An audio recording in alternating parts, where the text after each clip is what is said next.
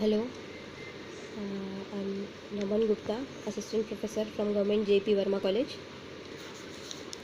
So now our topic is International Marketing M com fourth semester का subject है, ठीक है। और इसमें फोर्थ यूनिट को देखना है। फोर्थ यूनिट में आपके टोटल 3 चैप्टर है। एक इंटरनेशनल चैनल्स ऑफ डिस्ट्रीब्यूशन, ठीक है, ये अंतर्राष्ट्रीय वितरण माध्यम हिंदी में मैंने दिया है नीचे, ठीक है। देन है promotion of product and services in abroad, ठीक, विदेश में वस्तुओं का विज्ञापन। और third is selection and appointment of foreign sales agent, विदेशी विक्रय विक्रेता की चयन एवं नियुक्ति इस प्रकार की जाती है, ठीक है। तो ये सारी चीज़ें हमें पढ़नी है। सबसे पहले ये देखिए, यहाँ से स्टार्ट करते हैं अपन। तो चैप्टर इसमें जो सिलेक्शन और अपॉइंटमेंट फॉरेन सेल्स एजेंट का है वो किस तरीके से किया जाता है, ठीक है।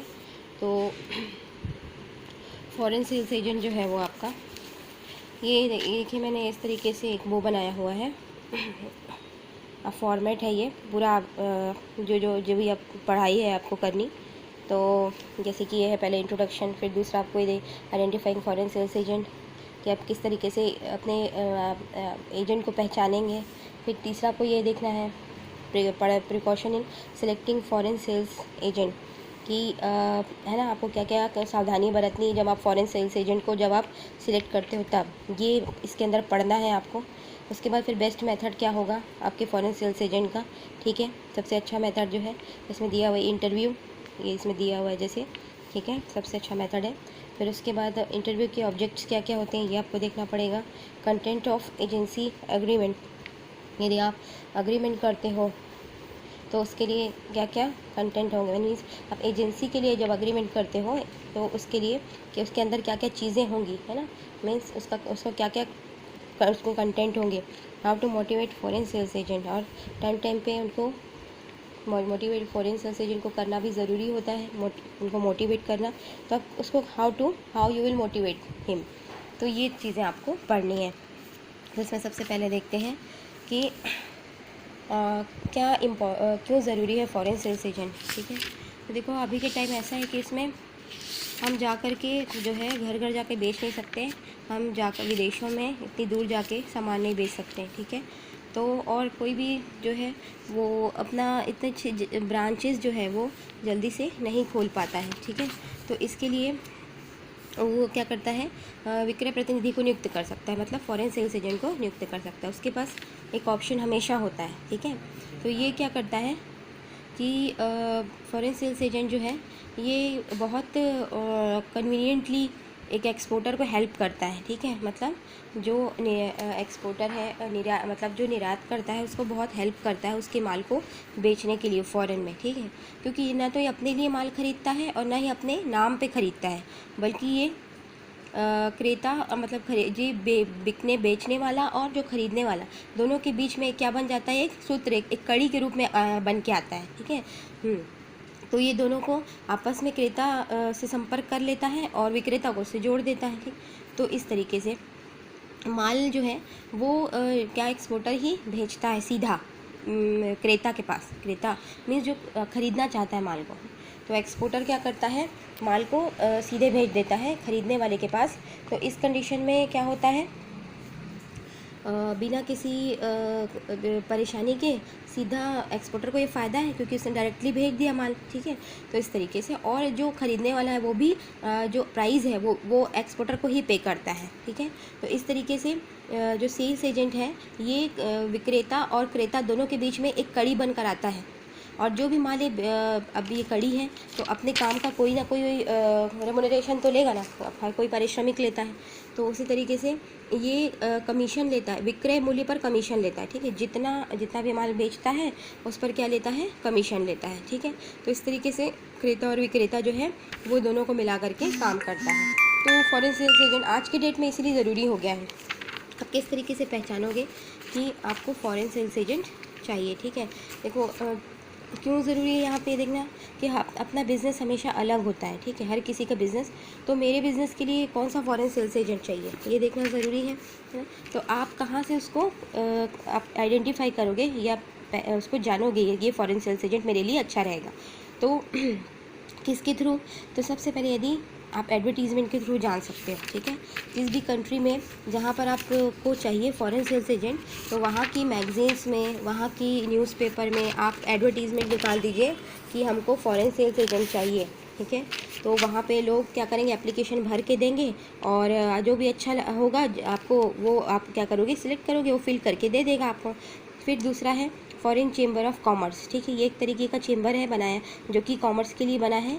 ये इसमें पूरी लिस्ट होती है जितने भी फॉरेन के लेवल पे, विदेशी स्तर पे जो भी प्रतिनिधि या एजेंट जो काम कर रहे हैं, वो उस लिस्ट में से आप कोई भी एक सिलेक्ट कर सकते हो, आपकी जो आपके बिज़नेस के लिए ओरिएंटेड हो, ठीक है, आपके बिज़नेस पर्पज़ के लिए ज़रूरी हो। जैसे आप यदि रेडीमेड गारमेंट्स का करते हो तो आप अपने अकॉर्डिंग उसको देख लोगे, ठीक है। देन उसके बाद है third, international association of commerce, ठीक है, कॉमर्शियल ब्रोकर।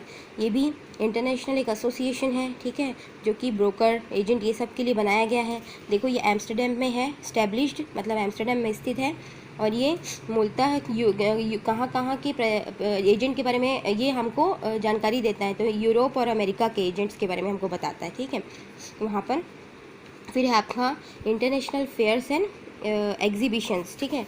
तो यहाँ पर इंटरनेशनल फेयर्स एंड एग्जीबिशंस में यदि आप चाहते हो एजेंट, तो आप वहाँ के मेले में जाइए, वहाँ के एग्जीबिशंस में जाइए और वहाँ पर आप जो देखिए कि आपके लायक कौन से फॉरेन सेल्स एजेंट है, ठीक है, अवेलेबिलिटी है, तो वहाँ पर आप उसको ले लीजिए, उन एजेंट को आप एजेंसी उनसे बना लीजिए, ठीक है।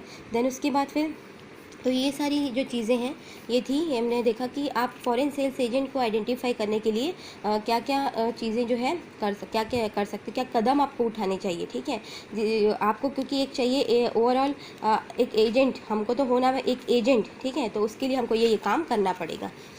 अब है कि अब जब उसको आपको फॉरेन सेल्स एजेंट के लिए क्या क्या प्रिकॉशन रखनी चाहिए, यदि आप देख रहे हो, चाह रहे हो, तो उसको अटेंड करते समय या उसको अपॉइंट करते समय आपको क्या क्या सावधानी रखनी चाहिए। तो सबसे पहले ये देखना चाहिए कि उस पर्सन के अंदर मार्केटिंग एक्सपीरियंस है कि नहीं, ठीक है, उसके अंदर मार्केटिंग एक्सपीरियंस है कि नहीं, मीन्स उसको ये पता होना चाहिए कि कहाँ कहाँ पे इस सामान के बायर मौजूद है, जहाँ से मैं उस सामान को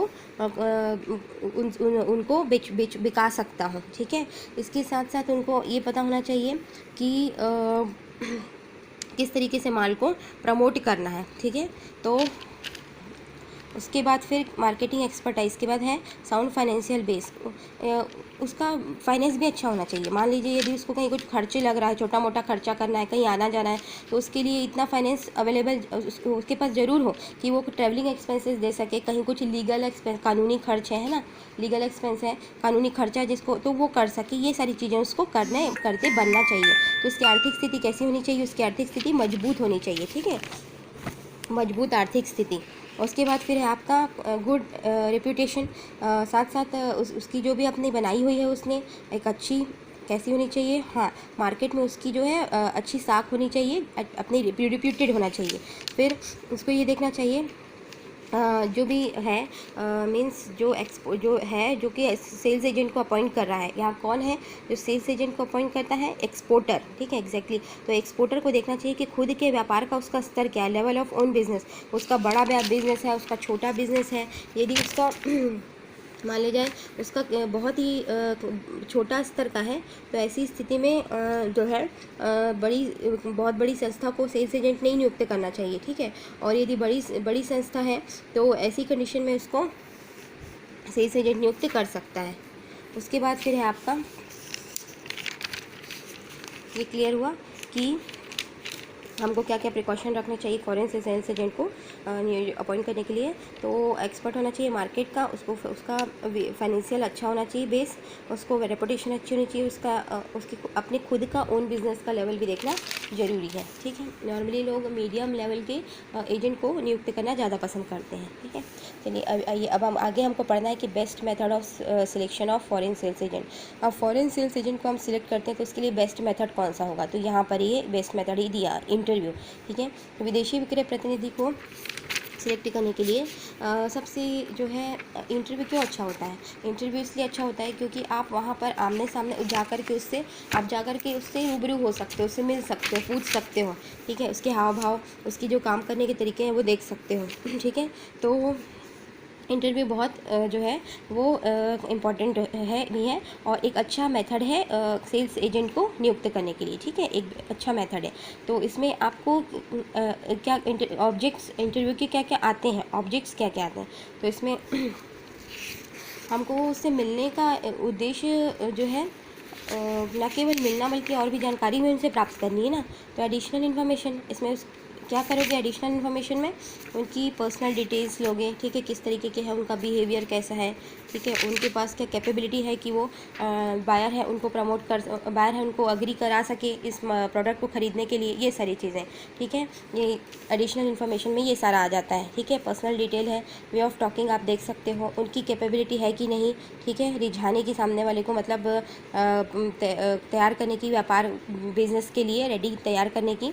नंबर ऑफ़ एम्प्लॉयज़, यदि उसके पास कितने खुद के कर्मचारी हैं, ठीक है। मतलब जैसे क्या भी होता है, सेल्स एजेंट भी खुद के वो रखते हैं, एम्प्लॉयज़ रखते हैं, ठीक है। वो छोटे मोटे काम उनके करते हैं और उसके अंदर रह के वो काम करते हैं। तो उनके पास कितने कर्मचारी हैं, ठीक है। यदि कम है तो मुश्किल है, लेकिन ज़्यादा कर्मचारी तो अच्छी बात है। उसी तरीके से सेल्स रिपोर्ट है ना, उसका विक्रय रिपोर्ट देखना कि वो देता है या नहीं देता है, और यदि है तो उस देखना कि किस तरीके से वो बनाता है, कैसी उसकी रिपोर्ट, उसका प्रेजेंटेशन कैसा है। तो ये सारी चीज़ें, ठीक है। इस तरीके से कि विदेशी विक्रय प्रतिनिधि के चयन की सर्वोत्तम रीति साक्षात्कार है, और साक्षात्कार के जो उद्देश्य हैं वो ये सब होते हैं। किस उद्देश्य से, मतलब क्यों आप इंटरव्यू को आप ले रहे हो, तो ये सारे उसके ऑब्जेक्ट्स हैं, ठीक है। उसकी व्यक्तिगत जानकारी प्राप्त करना, उसकी बिहेवियर को चेक करना, उसके अंदर कैपेसिटी है कि नहीं बिजनेस करने की, उसके अंतर्गत कितने एम्प्लॉयज़ लगे हुए हैं काम करने के लिए, और वो रिपोर्ट किस तरीके से देता है, ठीक है। आप कभी भी कोई भी यदि वो करना चाहता है तो एजेंट को चुनना चाहता है, एजेंट की नियुक्ति करना चाहता है, तो उसको वो एग्रीमेंट करना बहुत ज़रूरी होता है, ठीक है। उस एग्रीमेंट जो है, एजेंसी एग्रीमेंट करना बहुत नेसेसरी होता है। तो एजेंसी एग्रीमेंट जो है, एजेंसी के अंदर के अंदर क्या क्या चीज़ें होती हैं, ठीक है। एग्रीमेंट का कंटेंट क्या होता है, ठीक है। एग्रीमेंट का कंटेंट क्या होता है, तो इसमें देखो सबसे पहला हमको ये देखना होगा कि एग्रीमेंट का टाइप क्या है, ठीक है। कभी कभी क्या होता है, कुछ कुछ एरिया पे केवल एक ही सेल्स एजेंट होते हैं, एक ही सेल्स एजेंट, मतलब वो बाकी वही खरीदेगा और खरीदवाएगा और बेचवाएगा। तो उस एरिया पे वहाँ पे हमको एक्सक्लूसिव एजेंट को अपॉइंट करना पड़ेगा, ठीक है। मतलब दूसरा कोई नहीं होगा, एक अकेला बंदा होगा, एकला, ठीक है। वही क्या करेगा, वहाँ का एजेंट होगा। तो एग्रीमेंट क्या में लिखा होगा वो कि एक बंदा है, ठीक है। तो इस तरीके से एग्रीमेंट जो है एक्सक्लूसिव है या इंक्लूसिव है देखना पड़ेगा, ठीक है। यदि हाँ एक्सक्लूसिव है इसका मतलब एक ही बंदा है, और इंक्लूसिव है इसका मतलब और भी सेल्स एजेंट आप चाहो तो अपॉइंट कर सकते हो, ठीक। फिर दूसरा है जोग्राफिक करेज, ये देखना पड़ेगा हमको कि उसका किस मतलब सिटी में या किस प्रांत तक या ज़िले तक वो माल बेचता है, ठीक है। तो उसको ज्योग्राफिक करेज बोला जाता है, कहाँ तक की भौगोलिक परिधि में वो माल बेचता है। फिर उसके प्रोडक्ट कवरेज कितना है, प्रोडक्ट कवरेज मतलब वो किन किन टाइप के प्रोडक्ट्स को बेचता है, किन किन टाइप की सर्विसेज प्रोवाइड कराने के लिए उसके हाथ में एजेंसी है, ठीक है। फिर उसके बाद आप ये देखोगे एक्सपोर्टर्स ऑब्लिगेशंस, इसका मतलब है निर्यातकर्ता का उत्तरदायित्व, ठीक है। तो निर्यातकर्ता क्या करता है, जो एक्सपोर्टर होता है वो उसको समय समय पर जो भी आपका एजेंट है उसको प्राइस की लिस्ट देता है, ठीक है। टाइम टाइम पे उसको सैंपल भेजना भी ज़रूरी होता है, बहुत ज़रूरी है। और इसके साथ साथ यदि आप के जो एजेंट हैं उसके जो कर्मचारी हैं, जो एम्प्लॉयज़ हैं, उसको नहीं बन रहा काम करते, तो आपको उनको क्या करना है, साथ ही साथ आपको उनको वो भी देना है, ट्रेनिंग भी देनी है, ठीक है। तो इस तरीके से एक्सपोर्टर्स के ऑब्लिगेशंस होते हैं। ऑब्लिगेशंस का मतलब होता है उनके उत्तरदायित्व क्या क्या है, निर्यातकर्ता का उत्तरदायित्व। तो इसके बाद फिर है आपके एजेंट के भी कुछ ऑब्लिगेशंस होते हैं। तो एजेंट के ऑब्लिगेशंस है इसमें जो है हर साल क्या करना, उसकी बिक्री करना है, ठीक है। तो कितनी बिक्री करेगा वो, ये सारी चीज़ें जो हैं ये उनकी ऑब्लिगेशन कहलाती है। मतलब प्रति माह कितनी बिक्री करेगा, साल में भर में कितनी बिक्री करेगा, ये सब बातें इसमें दी हुई होती है ना, किसमें, अग्रीमेंट में, ठीक है। एजेंसी के जो अग्रीमेंट है आपका एजेंसी का अनुबंध, इसमें सब बातें निहित होती हैं कि समझौता किस प्रकार का है, किस परिधि तक वो माल बेचेगा, उसकी वस्तु का किस तरह की वस्तु में बेचेगा वो, है ना, या कर सकता है समझौता। फिर निर्यातकर्ता का इसमें क्या क्या जो उत्तरदायित्व है वो सब दिए होंगे, ऑब्लिगेशंस। एजेंट के ऑब्लिगेशंस भी दिए होंगे। तो एजेंट के ऑब्लिगेशन के अंदर आप देखोगे कि बिक्री कब तक करेगा, 1 महीने में कितनी बिक्री करेगा, ठीक है। और रिपोर्ट देगा, है ना, तो सालाना देगा, 6 माही देगा, ये सारी चीज़ें उसमें लिखी होंगी। ड्यूरेशन एंड टर्मिनेशन इसके अंदर आता है कि हमारी एजेंसी जो एग्रीमेंट है वो कितने टाइम पीरियड के लिए होगा, कितने साल के लिए होगा, ठीक है, या फिर कितने दिन के लिए होगा, तो ये है। और यदि कोई पक्षकार, मतलब इसमें से कोई अलग होना चाहता है, या तो एजेंट है या फिर उसका एक और साइड कौन है, एक्सपोर्टर है, ठीक है। ये दोनों में से कोई एक यदि अलग होना चाहता है, तो इस कंडीशन में उसको कितने दिन पहले उसको बताना पड़ेगा कि मुझे इस एजेंसी के एग्रीमेंट से पृथक होना है, अलग होना है। तो एक नोटिस उसको देना पड़ेगा, ठीक है। तो ये नोटिस जो है वो देना होगा, तो कितने दिन के पहले उसको देना है, ये ठीक है। तो उसको डेज बताना पड़ेगा, है ना। तो ये जितनी भी बातें ये है सारी ये उसको एजेंसी एग्रीमेंट में देनी होगी, ठीक है। तो ये सारी जो है आपका ये सब किस में आ जाता है, कंटेंट ऑफ एजेंसी एग्रीमेंट के अंदर, ठीक है। उसके बाद फिर आता है हमको समय समय पे हमेशा फॉरेन सेल्स एजेंट हमारा माल जो है फॉरेन में ले जा करके बेचता है, बिकवाता है, तो हमारे लिए वो जो है हमेशा एक पुल के जैसा काम करता है। तो समय समय पर उसको हमेशा मोटिवेट करते रहना चाहिए। तो विदेशी विक्रय प्रतिनिधि को प्रेरणा देती रहनी चाहिए। किस तरीके से, एक्सक्लूसिव एजेंसी, एकमात्र एजेंसी के माध्यम से, ठीक है। आप क्या करो, बहुत बड़ी जगह के लिए या फिर जगह कैसी भी जगह के लिए यदि आप एक ही एजेंट चुनते हो, ठीक है, तो उससे वो आपके लिए भी और एजेंट के लिए अच्छा होता है। वो कॉन्फिडेंस आ जाता है, क्योंकि एकमात्र बंदा है वो पूरी उस क्षेत्र। जैसे फॉर एग्जांपल है बिलासपुर के लिए, तो बिलासपुर के लिए मैं केवल एक ही एजेंट को अपॉइंट कर दूँ, तो वो क्या हो जाएगा, वो मोटिवेटेड हो जाएगा, फील करेगा अच्छा कि केवल एक ही हूँ यहाँ पर मैं एजेंट, और कोई दूसरा एजेंट नहीं है। तो उसको प्रमोशन के चांसेस भी दिखेंगे। तो इस तरीके से वो मोटिवेट हो जाएगा। इंक्रीजिंग कमीशन रेट्स, समय समय पर उसकी रेट्स को बढ़ाती रहनी चाहिए। जो कमीशन रेट्स है, एजेंट को पैसा मिलता है उसकी कमीशन के फॉर्म में, ठीक है। जो वो सील करता है तो उस पर उसको कमीशन एक रेट से मिलता है, ठीक है। तो उसमें हमेशा उसमें बढ़ोतरी करती रहनी चाहिए। प्रोवाइडिंग सैम्पल्स क्विकली, जब भी इसको सैंपल भेजने चाहिए समय समय पे आपके एजेंट को, ठीक है। तो वो क्या होता रहे, काम करने के लिए हमेशा तत्पर रहे, ठीक है। और फिर उसके बाद गिविंग ट्रैवलिंग चार्जेस, आने जाने के लिए यदि कुछ खर्चे हो तो वो क्या करना चाहिए, उसको अलॉट, मतलब उसको दे देने चाहिए, ठीक है। और जो उसके टाइम, उसको क्या करना चाहिए, हमेशा टाइम पर ही कमीशन देते रहना चाहिए। ये उसकी जो जितने भी उसने सेल्स किया है उस पर एक फ़िक्स रेट से समय पर उसको कमीशन मिलना चाहिए। तो ऐसे होने पे वो क्या होगा, मोटिवेट हो जाएगा। ये सारी चीज़ें होंगी तो, ठीक है। तो एक्सक्लूसिव एजेंसी देनी चाहिए, मतलब एक जगह का केवल एक ही एजेंट रखें। फिर उसके बाद कमीशन रेट में उसको इंक्रीज़ करते रहना चाहिए। उसको सैंपल जल्दी से जल्दी भेजने चाहिए। उसको ट्रैवलिंग चार्जेस जो है दे देने चाहिए यदि नेसेसरी हो तो, और साथ ही साथ उसको टाइमली कमीशन देना चाहिए। तो इस तरीके से ये जो है आपका ये चैप्टर ख़त्म हुआ। देन आपका international distribution channels and logistic decisions है, जिसमें है अंतर्राष्ट्रीय वितरण वाहिका तथा संभार तंत्र निर्णय है, ठीक है।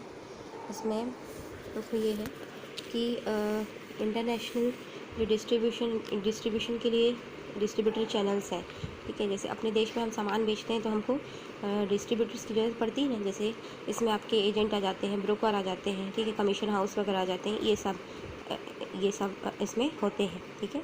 तो हमको ये सब इसमें देना है, ठीक है। और आपके संभार तंत्र निर्णय किस प्रकार लिया जाएगा, ठीक है, ये लॉजिस्टिक डिसीजन है, आगे बताएंगे आपको, ठीक है। तो सबसे पहले आप देखो कि इसमें आपकी दो तरीके के डिस्ट्रीब्यूशन चैनल्स आते हैं, ठीक है। तो आपके इंटरनेशनल डिस्ट्रीब्यूशन चैनल जो है दो तरीके हैं, जिसमें पहला टाइप है आपका डायरेक्ट डिस्ट्रीब्यूशन चैनल, ठीक है, जिसको प्रत्यक्ष वितरण माध्यम, और इनडायरेक्ट डिस्ट्रीब्यूशन चैनल जिसको अप्रत्यक्ष वितरण माध्यम कहते हैं, ठीक है। तो पहला डायरेक्ट डिस्ट्रीब्यूशन चैनल्स देख लेते हैं कि ये होता क्या है और इसमें किस तरीके से काम होता है, ठीक है, किस तरीके से होते हैं सब।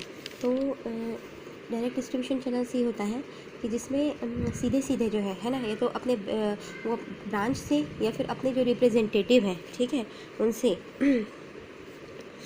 ये करता है सीधे माल को जो खरीदने वाला यहाँ पे उपभोक्ता तक पहुंचा देता है, ठीक। तो ये इसलिए ये काम सीधा सीधा होता है डायरेक्टली, इसलिए इसको डायरेक्ट डिस्ट्रीब्यूशन चैनल बोला जाता है, ठीक है। तो इसमें कौन कौन से आपके देखो, सबसे पहला आता है आपको फॉरेन ब्रांचेस, ठीक है, मतलब विदेश में, फॉरेन में अपनी ब्रांच खोल लेना, ठीक है, और वहाँ पे अपने कर्मचारी रख लेना, उनको ट्रेनिंग दे देना किस तरीके से वहाँ पे आप सामान भेजना है, बेचना है, ठीक है, और जो गोदाम है अपने बना लेना वहाँ पे ही, ठीक है। ये सारी चीज़ें जो है वो कर ली जाती है। तो फॉरेन ब्रांचेस में ये आता है। इसमें इसका एक दिक्कत ये आती है कि बहुत खर्चीला होता है, ठीक है, और फ़ायदा ये होता है कि जो मतलब ग्राहकों की जो प्रॉब्लम्स है उसको सॉल्व किया जा सकता है फॉरेन ब्रांचेस में बहुत ईजिली, डायरेक्ट कनेक्शन के कारण, ठीक है। फिर दूसरा आता है एक्सक्लूसिव एजेंट, मतलब एक्सक्लूसिव एक ही जगह पर एक ही एजेंट को अपॉइंट करना, एक्सक्लूसिव एजेंट कहलाता है, एकमात्र प्रतिनिधि। वो ना एक क्षेत्र का केवल एकमात्र ही होगा, जैसे बिलासपुर है ना, मैंने पहले ही बताया, रायपुर है तो वहाँ का एकमात्र प्रतिनिधि नियुक्त कर दिया, ठीक है। ये भी क्या करता है, इसको भी ये भी बिल्कुल एजेंट के जैसा कमीशन लेता है सेल्स पे, अपने नाम पे नहीं खरीदता, एक्सपोर्टर के नाम पे ही लेता है माल, मतलब एक्सपोर्टर के नाम पे ही बिकवाता है, और ये भी खरीदने वाले और बेचने वाले के बीच में पुल का काम करता है, ठीक है। उसको एक एजेंट बना दिया जाता है, वो एक ही एक्सक्लूसिव एजेंट होता है, और जो भी विक्रय होता है उस पर एक फिक्स रेट से कमीशन ले लेता है, ठीक है। इसको एक्सक्लूसिव एजेंट कहलाते हैं। ये इसका मतलब ये उतना ज़्यादा महंगा नहीं है, ठीक है। ये इसका बेनिफिट है कि ये कम खर्चीला है, ठीक है। और इसमें प्रॉब्लम ये है कि आप एक क्षेत्र पे या एक रीजन पे यदि आप एक एजेंट अपॉइंट आपने कर लिया है तो दूसरा एजेंट अपॉइंट नहीं कर सकते, इसमें दिक्कत आती है, ठीक है। नहीं तो ये वो उठाता है, ऑब्जेक्शन लेता है, ठीक है, इस तरीके से। फिर है फॉरेन ब्रोकर तीसरा। तो फॉरेन ब्रोकर जो है यहाँ पर, जैसे यहाँ पे ये दलाल कहलाते हैं ना ब्रोकर्स, और ये ज़्यादातर खाने पीने के सामान मतलब खाने पीने मीन्स खाद्यान्न, जैसे कपास हो गया, गेहूँ हो है, चावल है, दालें, इनके लिए ब्रोकर काम करते हैं, ठीक है। ये ब्रोकर भी बिल्कुल इसी के जैसे बेचते हैं और एक कमीशन लेते हैं, ठीक है, मतलब सेल्स पे कमीशन लेते हैं। और ये जो है एक एक्सपोर्टर को मिनिमम प्राइस दे देते हैं, ठीक है। मतलब कहता है एक्सपोर्टर से, कौन कहता है, ब्रोकर, कि मैं आपको इस सामान का कम से कम इतना मूल्य दिलाऊंगा, और उतना मूल्य वो उसको देता ही है सामान का, ठीक है। अब इसने तो कह दिया, पर यहाँ पर ब्रोकर कितना का भी बेचे, ठीक है, कितने का भी बेचे ये ब्रोकर के ऊपर है, ठीक है। तो यहाँ पे अब जो उसको भी फ़ायदा होता है वो सब ब्रोकर रख लेता है, ठीक है। जितने भी ज़्यादा बेचेगा वो सब ब्रोकर रख लेगा, ठीक है। तो वो एक्सपोर्टर को उतना ही, जितना बोला था उतना ही देगा, और बाकी जितना भी उसको एक्स्ट्रा मनी मिला सब अपने पास रख लेता है। तो ये कहलाते हैं ब्रोकर। और मोस्टली खाद्यान्न, जैसे कच्चे माल हो गया आपका, कपास है, गन्ना है, शक्कर, चावल, इस सब के लिए ज़्यादा चावल, इसके के लिए ब्रोकर का सब अपॉइंट किया जाता है ब्रोकर को। फिर एक एक्सपोर्ट सेल्समैन कहलाता है, जिसको निर्यात विक्रयकर्ता बोलते हैं। तो ये भी एक तरीके, ये भी रिप्रेजेंटेटिव ही होते हैं, और ये सेल्स पे कमीशन लेते हैं या फिर सैलरी, ये दोनों ले सकते हैं। तो इसमें भी दो तरह के होते हैं। ये जो होता है आपका सेल्समैन दो तरीके का होता है, एक होता है फिक्स और दूसरा होता है मूवेबल, ठीक है।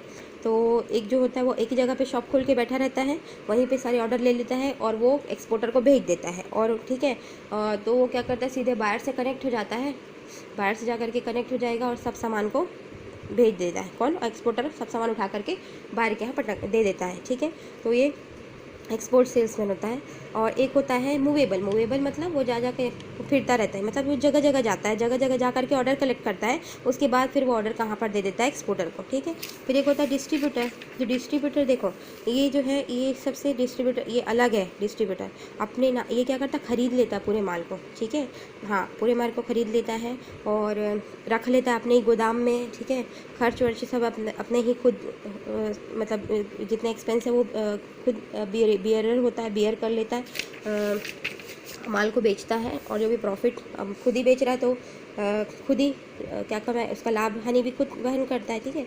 लेकिन यहाँ पे एक दिक्कत ये होती है कि कभी कभी बहुत मतलब ये अपने मनमाना बेच सकते हैं, ज़्यादा ज़्यादा मूल्य भी वसूल कर सकते हैं।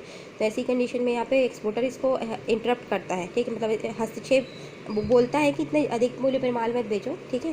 तो वो ये इतना जो है एक्सपोर्टर इसको ध्यान रखता है कि कहीं अधिक मूल्य पर माल तो नहीं बेच रहा, उससे उसी का घाटा होता है। तो एक्सपोर्टर होता है ये, ठीक है, सॉरी डिस्ट्रीब्यूटर। उसके बाद फिर आता है फॉरेन कमर्शियल हाउसेज। देखो फॉरेन कमर्शियल हाउसेज होते हैं, जगह जगह पे बने होते हैं कमीशन हाउसेज। ये क्या करते हैं, माल मंगवा लेते हैं एक्सपोर्टर से और अपने पास रख लेते हैं, ठीक है। और एक्सपोर्टर ने जो जो कहा है उसी के ही आधार पे ये माल को बेचते हैं, जैसे इतना प्राइस लेना, ठीक है, और इस तरीके से उनको सर्विस देना, ये सब बातों को ध्यान में रख के वो माल को बेचते हैं। पर यहाँ पर फॉरेन कमीशन हाउस ने माल भले मंगवाया, लेकिन अभी माल किसका है बताओ अब यहाँ पर। हाँ, अभी भी माल है उसी का जिससे माल भेजा था, मतलब एक्सपोर्टर का ही है, ठीक है। तो यही जो है कमीशन हाउस है, ये कमीशन लेते हैं, ठीक है। जितने भी इसने बिक्री करवाई है उस पर कमीशन लेते हैं, और ये भी एक पुल बन जाते हैं खरीदने और बेचने वाले के बीच में, ठीक है। तो इस तरीके का, और जो भी इसमें मतलब एक्सपोर्टर और कमीशन हाउस दोनों मिल करके जो भी उसको वहन कर लेते हैं, जो भी एक्सपेंस होता है उसको, ठीक है। इसका प्रॉफिट देखो अभी के समय में बहुत ज़्यादा ये मतलब फेमस हो रहा है, बहुत ज़्यादा लोकप्रिय है ना। इसमें हाँ, ये एक्सपोर्टर के लिए बहुत प्रॉफिटेबल है, ठीक है। और ये जो है इस रिस्क जो है इसमें एक्सपोर्टर का बना रहता है, ये इसका एक लॉस है, ठीक है। और इसमें रिस्क बना रहता है क्योंकि फॉरेन कमीशन हाउसेस जो है वो कहीं पर कि कभी गलत किसी को इन्फॉर्म कर दिए, ठीक है, या उनकी जो एक्सपोर्टर की बातें हैं या कानून शर्त है उसको उससे अलग हट करके या कपट करके कभी माल बेच दिए, तो इससे थोड़ा रिस्क बना रहता है, ठीक है, कि माल बिक भी पाएगा या नहीं, या गलत तरीके से ना बिक जाए, ठीक। ये है आपका। देन आपका देन रिटेल आउटलेट्स में आप शॉप्स खोल सकते हैं। रिटेल आउटलेट्स में खुद का निकास में, इसमें आप एक चेन स्टोर्स खोल सकते हैं, ठीक है। जैसे जो भी कंज्यूमर प्रोडक्ट है ना, उपभोक्ता माल है, जैसे आपकी चप्पल हो गई, कपड़े हो गए, सब के लिए आप वहाँ पे चेन स्टोर्स खोल सकते हैं, ठीक है। बट ये बहुत एक्सपेंसिव होता है, इसमें बहुत ज़्यादा व्यय होता है, ठीक है। और दूसरा आप डिपार्टमेंटल स्टोर्स भी खोल सकते हैं, ठीक है, जिसमें आप माल को भेज सकते हैं और इसमें सेल्स करा सकते हैं, और इसमें कमीशन दे सकते हैं डिपार्टमेंटल स्टोर्स को, जितना भी उसने विक्रय कराया है वो। तो या तो खुद ही विक्रय कर ले डिपार्टमेंटल स्टोर्स मंगा के, या फिर उस एक्सपोर्टर को बोले कि आप कर दो और हमको क्या दे दो, उस पर कमीशन दे दो, ठीक है। तो इस तरीके से ये जो होता है आपका कोई रिटेल आउटलेट्स में। फिर आपका आता है फ्रेंचाइजीज़ होल्डर, ठीक है। फ्रेंचाइजी होल्डर में ये होता है कि कोई भी कंपनी, जैसे कोका कोला कंपनी है आपकी, मैकडोनल्ड्स कंपनी है, ठीक है। तो ये कंपनियाँ यहाँ पर हम हमारी कंट्री में या किसी भी और दूसरी कंट्री में कंपनी खोलने का आपको राइट दे देती है, ठीक है, कि आप खोल लो ये वाली कंपनी, कोका कोला या मैकडोनल्ड कंपनी, ठीक है। और जो भी इनकम हो रही है उसको आप रिसीव करो, प्रॉफिट कमाओ, पर बदले में जितना भी सेल होगा उसमें हमको कमीशन देना, ठीक है। तो यही फ्रेंचाइजी कहलाती है ना। जैसे कि देखो कोका कोला कंपनी जो है वो यहाँ पर बनती है, कोका कोला में यहीं पर बिकती भी है, गोडाउन वगैरह सब इसका यहीं पर है, शिपिंग भी यहीं पर होती है कोका कोला की। पर वहाँ से कोई एक मतलब एक कुछ मिक्सचर होता है जो वो मिक्सचर आज तक पता नहीं है एक्चुअल में है क्या, ठीक है। मतलब वो उसके अंदर क्या है, तो ये चूर्ण इसमें मिला दिया जाता है, जो आप प्रोडक्ट पीते हो ना कोका कोला उसमें, तो वो सारी पूरा बनाते हैं यहाँ पर, और केवल जो एक मिक्सचर है, ठीक है, वो अमेरिका भेजता है वहाँ से, तो उसको मिला देते हैं, ठीक है। बट अभी तक के किसी को पता नहीं कि वो है क्या। तो इसका ये मतलब हुआ कि आप कुछ एक आपने उसकी मतलब वो फ्रेंचाइज कर लिया है, ठीक है, आपको कुछ एक चीज़ हाइड करके रखेगा, ठीक है, मेन जो चीज़ है, ठीक है, तो वो आपकी फ्रेंचाइजी कहलाती है। अभी भी देखो मेन जो चीज़ है उसी के पास है ना। तो ये होता है। वैसे ही देखो मैकडोनल्ड्स में भी क्या है, यहाँ अब देखोगे मतलब दुकानें तो दिखती है मैकडोनल्ड्स की आसपास, है ना, हम बहुत यूज़ भी करते हैं, पिज़्ज़ा वगैरह खाते हैं, बट उसके अंदर जो एक सॉस और वो सब डलता है, तो वो सब क्या होता है, वो हिडन है, मतलब ये नहीं पता कि सॉस में क्या डला हुआ है, जो कि वहाँ से बनकर आता है फॉरेन से ही, ठीक है। तो आप सारे प्रोडक्ट बनाओ, यहाँ सब बनाओ, बट वो हिडन है, ठीक है। तो ये इस तरीके का फ्रेंचाइजी होल्डर कहलाता है। इससे भी मतलब अपनी वस्तुओं को बेचता है, जो मैन्युफैक्चरर होता है या फिर निर्यात करता होता है, उसको प्रमोशन मिलता है अपनी वस्तु का, ठीक है। तो इसके क्या क्या फ़ायदे होते हैं ये देख लो, इसको कंज्यूमर के क्या क्या फ़ायदे होते हैं। यदि आप डायरेक्ट डिस्ट्रीब्यूशन चैनल यूज़ करते हो तो उससे कंज्यूमर को क्या क्या फ़ायदे होते हैं, तो उसमें है सबसे पहला है कि उसमें जो है जैसा चाहता है बिल्कुल वैसी वस्तुएं मिल जाती हैं, ठीक है, कंज्यूमर्स को एज इट इज़, ठीक है। लिखते जाना चाहे तो आप छोटी, मैं तो ऐसे बोल रही हूँ, छोटे छोटे पॉइंट बना के आप लिख सकते हो उसको, ठीक है। ये फिर इसमें जो है आफ्टर सेल सर्विसेज जो है वो मिल जाती हैं, ठीक है, और बहुत जल्दी मिलती हैं इसमें, और अपनी प्रॉब्लम जो है सॉल्व हो जाती है इनकी। फिर कम कॉस्ट, मतलब क्योंकि एक्सपोर्टर दे रहा है तो कम कॉस्ट पे वस्तु मिलती है और अच्छी कीमत पे वस्तु मिल जाती है, तो कंज्यूमर को ये फ़ायदा होता है, ठीक है। कंज्यूमर्स को जैसे चाहते हैं वैसी वस्तु मिल जाती है, आफ्टर सेल सर्विसेज मिल जाती है, इसमें चीप कॉस्ट में वस्तु मिल जाती है। इसके साथ साथ मैन्युफैक्चरर को भी लाभ होता है, ठीक है। इसमें जो मैन्युफैक्चरर है, एक्सपोर्टर हो, यदि वो डायरेक्ट चैनल से भेज रहा है तो खुद भेजने के कारण उसको मार्केट का पूरा नॉलेज हो जाता है, ज़्यादा कॉम्पिटिटर्स नहीं होते हैं, ठीक है, और प्राइस को कंट्रोल भी कर सकता है क्योंकि वो डायरेक्ट कनेक्ट कर रहा है कंज्यूमर्स के साथ, ठीक है, इस तरीके से। इसके साथ साथ कुछ डिसएडवांटेज भी हैं, जैसे कि कंज्यूमर्स के लिए डिसएडवांटेज ये है कि उनको कंपेयर नहीं कर सकते दो वस्तु के बीच में, ठीक है, और जो भी प्राइस है वो प्राइस उनको देना पड़ता है, ठीक है, इसमें कोई तोल मोल करने की वो नहीं होती है, ठीक है, ये है। और यदि ये मैन्युफैक्चरर के वे पे आप देखो तो इसके लिए इसमें बहुत ज़्यादा कैपिटल चाहिए होती है, ठीक है, और इसमें जो है रिस्क अधिक होता है, ठीक है। इसमें जो भी लॉस है वो रिस्क होता है क्योंकि लॉस मैन्युफैक्चरर को बियर करना पड़ता है, ठीक है, हानि निर्माता को वहन करनी पड़ती है। तो इस तरीके से ये है आपके एडवांटेज डायरेक्ट डिस्ट्रीब्यूशन चैनल और साथ में डिसएडवांटेज।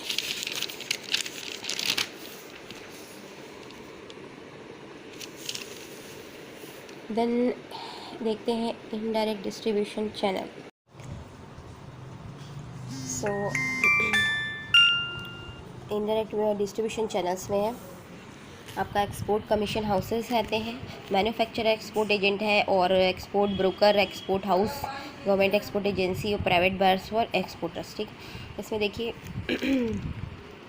आपको क्या है, इसमें कुछ वीक होते हैं एक्सपोर्टर, ठीक है, उनमें उतना कैपेबिलिटी नहीं होता, उसमें एक्सपोर्ट मार्केटिंग नहीं कर सकते, उनमें योग्यता उतनी नहीं होती है, एक्सपीरियंस नहीं होता, ठीक है, कि किस प्रकार बाज़ार में जा कर के कैसे माल बेचना है और किस रेट में बेचना है, किस टाइप का माल जो है वो उसके कहाँ पे बायर है, ये नॉलेज जो है ये सब ये नहीं जानते हैं। तो इसलिए वो लोग इनडायरेक्ट डिस्ट्रीब्यूशन चैनल की हेल्प लेते हैं, मतलब वो सारी जितनी बेचने का जो कार्य है वो इन लोगों से करवाते हैं, ठीक है।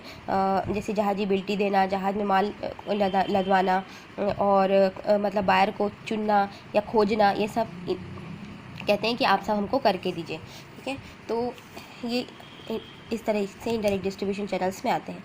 तो सबसे पहला आता है इसमें एक्सपोर्ट कमीशन हाउस। ये देखो एक्सपोर्ट कमीशन हाउस जो है ये आपकी जो एक्सपोर्टर है ना, आपकी अपनी ही कंट्री में होते हैं, मतलब एक्सपोर्टर की कंट्री में होते हैं और इंपोर्टर इनको भेजता है, ठीक है। इंपोर्टर जो है वो इनको कहता है कि आप वहाँ जा कर के जाओ और देखो कि वहाँ पर कौन जो है कम रेट में और जैसा माल बेस्ट माल जो है वो हम दे रहा है, ठीक है, बेस्ट हमको जैसा चाहिए। तो ऐसी स्थिति में ये लोग क्या करते हैं, जो एक्सपोर्ट कमीशन हाउस है ये टेंडर मांगते हैं, ठीक है। जैसे इंडिया में है कोई एक्सपोर्ट कमीशन हाउस, तो इंडिया के जो भी एक्सपोर्टर है उससे टेंडर मांगेंगे, तो सारे एक्सपोर्टर उसको भर करके देंगे टेंडर को। अब इस हाउस को जो लगेगा कि हाँ ये कन्वीनियंट है, कम या अच्छा माल है, कम रेट पे दे रहे हैं, तो उस टेंडर का ऑर्डर को पास करेंगे और ये कहाँ भेज देंगे, इम्पोर्टर के पास, ठीक है। तो वो क्या करेगा, इम्पोर्टर उससे माल जो है वो ले लेगा। तो इस तरीके से एक्सपोर्ट कमीशन हाउस का ये काम होता है, ठीक है। उसके बाद फिर आता है सेकंड जो है मैन्युफैक्चरर एक्सपोर्ट एजेंट। इसके अंदर निर्माता एक जो वो क्या करता है, एक कोई भी व्यक्ति है या फर्म है उसको अपना रिप्रेजेंटेटिव बना लेता है, ठीक है। अब इसको रिप्रेजेंटेटिव जो है ये एक केवल इसी का ही नहीं होता है, बल्कि और भी बहुत सारी कंपनी होती है और भी बहुत सारे एक्सपोर्टर होते हैं, सबका ये एजेंट बना हुआ होता है, ठीक है। ये हाँ मैन्युफैक्चरर एक्सपोर्ट एजेंट ये फ्री होता है, किसी का भी और भी वस्तुओं का ये एजेंट होता है, एक्सपोर्ट एजेंट, ठीक है। इसको भी फिक्स कमीशन दिया जाता है जब ये सौदा कराता है तो, ठीक है। तो ये बस एजेंट इसकी साइड से होता है, मैन्युफैक्चरर के साइड से। एक्सपोर्ट ब्रोकर होता है, ठीक है। आजकल कुछ ब्रोकर ऐसे भी हो गए हैं जो कि माल को ख़रीद लेते हैं और ख़रीदने के बाद फिर उसको बेचते हैं, ख़रीद लेते हैं, यहाँ तक कि उसकी बाइंडिंग और पैकिंग वैकिंग खुद कर लेते हैं, उसकी बाइंडिंग में कर लेते हैं और बेच देते हैं, ठीक है। और फिर प्रॉफिट जो भी उनका होता है, ठीक है, वो खुद रखते हैं प्रॉफिट, क्योंकि वो जिस मतलब अपना प्रॉफिट लोग निकाल ही लेते हैं, ठीक है। और एक बार यदि ये ख़रीद लेते हैं माल को, तो एक्सपोर्टर के वो बहुत फ्री फील करता है कि एक बार में मुझको वो वैल्यू जो भी मेरा प्रोडक्ट है उसकी वैल्यू मैं पा गया हूँ या मुझे मिल गई है। तो वो फ्री फील करता है कि अब मुझे कोई प्रॉब्लम नहीं है कि मुझे वहाँ पे किसी कंट्री में जाकर माल बेचूँगा तो वहाँ पे क्या हो रहा है, बिके नहीं बिकेगी ये सारी, तो टेंशन फ्री हो जाता है। फिर एक्सपोर्ट हाउस है, ठीक है। यहाँ पर एक्सपोर्ट हाउसेस हैं, ठीक है। तो ये जो है जो कंट्री मतलब एक्सपोर्टर की ही कंट्री में होती है, ठीक है। और ये बहुत इसमें क्या होता है कि ये लोग पता करते हैं कि हमारी जो प्रोडक्ट है जो एक्सपोर्टर का, वो और कौन कौन से देश में उसकी डिमांड होगी, ठीक है। ये लोग बहुत खोज करते हैं, समझते हैं कि किस किस देश में हमारी प्रोडक्ट की डिमांड है, ठीक है। और वो क्या करते हैं, ये ख़रीद लेते हैं उसकी वस्तु को, पूरा खरीद करके पूरा रख लेते हैं अपने पास, ठीक है। और उसके बाद फिर ये उन वस्तुओं को बेचते हैं विदेश में, हैं, और अपनी खुद की कीमत पर बेचते हैं ये हाउसेस, ठीक है। और फिर प्रॉफिट कमाते हैं, इसको एक्सपोर्ट हाउसेस कहा जाता है, ठीक है। जहाज़ पे बिल्टी बनाना, चढ़वाना, सब काम यही लोग करते हैं। फिर है गवर्नमेंट एक्सपोर्ट एजेंसी, जिसको कि सरकारी निर्यात एजेंसी कहते हैं, ठीक है। तो अपनी सरकार अपनी एजेंसी जो है फॉरेन में खोल देती है और वहाँ पे सारी जो गवर्नमेंट एम्प्लॉयज़ होते हैं सारे, ठीक है, सरकारी, और यहाँ की जो वस्तुएं हैं उसको वहाँ पे जैसे अमेरिका में खोला है कोई नई एजेंसी, तो अमेरिका में यहाँ की ख़रीदेगी, इंडिया की वस्तुएं ख़रीदती जाएगी और वहाँ पे ना कोशिश करेगी कि जो वहाँ के लोग ज़्यादा से ज़्यादा इंडिया की ही वस्तुएं ख़रीदें। तो इसलिए गवर्नमेंट एक्सपोर्ट एजेंसीज़ होती है, सरकारी निर्यात एजेंसी जिसको कहते हैं, तो ये सरकार खोलती है, ठीक है ना। उसके बाद फिर आता है आपका, जैसे एग्जाम्पल के लिए आपका है भारतीय चाय व्यापार निगम है, IMTC है, ठीक है। और भारतीय अदरक व्यापार निगम है, ITTC। ये सारी ये जो ये एजेंसीज़ हैं, ये सरकारी एजेंसीज़ हैं, ठीक। उसके बाद फिर आता है प्राइवेट बायर्स फॉर एक्सपोर्टर्स। इसमें जो भी इम्पोर्टर कंट्री है, ठीक है, तो उसका जो बायर है वो वहाँ पर ये जहाँ पर एक्सपोर्टर की कंट्री है वहाँ पे कि जाओ, वहाँ पर जाना, ठीक है। और वहाँ पर जा कर के क्या करना, माल को ख़रीद लेना और ख़रीद करके फिर हमारे देश में भेजने की व्यवस्था कर देना, ठीक है। ये ऐसा यूँ कि क्यों होता है, क्योंकि बहुत ये स्पेशलाइज्ड होते, विशेषज्ञ होते हैं, ठीक है। और उनको एक्सपीरियंस होता है माल को ख़रीदने का, ठीक है, कब ख़रीदना है, किस मूल्य पे ख़रीदना है, क्वालिटी किस में पैकिंग जारी क्या होगी, इसको सबको बहुत नॉलेज होता है। तो इसलिए माल को ख़रीदने का सौदा ये कर लेते हैं, ठीक है। और माल को कहाँ पर भेज देते हैं, सीधे मतलब बायर के पास भेज देते हैं, ठीक है। तो ये वाला ये एक्सपोर्टर नहीं रखता बल्कि बायर रखता है, ये वाला जो है प्राइवेट बायर फॉर एक्सपोर्टर्स, ठीक है। तो ये जो इम्पोर्टर है ना उनके रिप्रेजेंटेटिव होते हैं, ठीक है। तो वो ख़रीद करके किन से एक्सपोर्टर से वो क्या करते हैं, वो माल को भिजवाते हैं, तो इसको निजी क्रेता कहा जाता है, ठीक है। तो ये है आपका। इसके कुछ प्रॉफिट्स भी हैं। यदि आप कंज्यूमर्स के लिए देखेंगे तो क्या प्रॉफिट है कंज्यूमर्स को, कि इसमें बहुत सारी वस्तुएं होती है जिसको वो चॉइस करने के लिए उसको फ्रीडम मिलता है, ठीक है। और आपस में कंपेयर भी कर सकता है, ठीक है। क्योंकि देखो एक एजेंसी है या कोई आपका ये एक्सपोर्ट हाउस है, तो वो एक बहुत सारे मैन्युफैक्चर का प्रोडक्ट को बेच रहा है, तो इसके पास सोचो ना कि इस चॉइस कितनी है, कंज्यूमर के पास बहुत चॉइसेस होती हैं। मैन्युफैक्चरर के लिए जो है वो ये फ़ायदा हो जाता है कि वो ज़्यादा उसको पूंजी नहीं लगानी पड़ती, ठीक है, और बेचने की से मुक्त हो जाता है। ज़्यादा उसको जो है एक्सपेंस नहीं, बुद्धि नहीं लगानी है, ज़्यादा उसको खर्च भी नहीं करना पड़ता है, ठीक है। उसी तरीके से यदि आप देखो तो कंज्यूमर्स को जो है ना, तो यहाँ पर देखो कि कंज्यूमर्स को तो बहुत ज़्यादा प्राइस देना पड़ता है, क्योंकि इसमें चैनल्स बढ़ रहा है, प्राइस देना पड़ता है। और मैन्युफैक्चरर को कंज्यूमर्स को तो देना ही पड़ता है, साथ ही साथ मैन्युफैक्चरर्स को भी डायरेक्टली मतलब इसकी इंटरेस्ट का पता नहीं चल पाता, फैशन का पता नहीं चल पाता, ठीक है। और मतलब डिमांड को भी नहीं जान पाता। क्यों नहीं जान पाता? कोई भी एक्सपोर्टर यदि मतलब कंज्यूमर को डायरेक्टली कनेक्ट करेगा तब तो जानेगा, ठीक है। ही इज़ नॉट कनेक्टिंग, वो नहीं कर पा रहा कनेक्ट, तो इस तरीके से कैसे जानेगा।